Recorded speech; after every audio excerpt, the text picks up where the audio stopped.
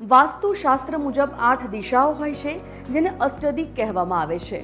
પૂર્વ, પશ્ચિમ, ઉત્તર, દક્ષિણ, ઉત્તર પૂર્વ, દક્ષિણ પૂર્વ, દક્ષિણ પશ્ચિમ અને ઉત્તર પશ્ચિમ.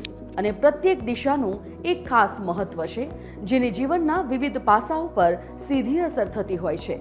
વાસ્તુશાસ્ત્ર મુજબ 8 દિશાઓ પૈકીની એક દિશા એવી ઉત્તર પૂર્વ દિશાની આપણે વાત કરીશું.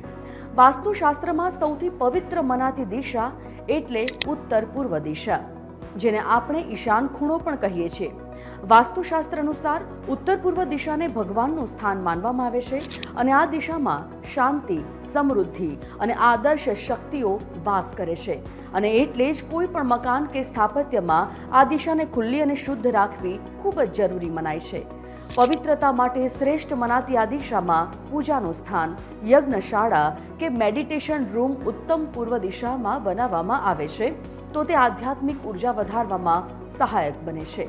આ દિશામાં પાણીના ટાંકા, કૂવા કે નળ હોવા મકાનમાં ધનના પ્રવાહ અને તંદુરસ્તી માટે શુભ માનવામાં આવે છે. જો આ દિશામાં ભારે વસ્તુઓ, શૌચાલય કે ગંદકી રહેશે તો જીવનમાં અવરોધ આવી શકે છે અને ઘરમાં શાંતિ બગડી શકે છે.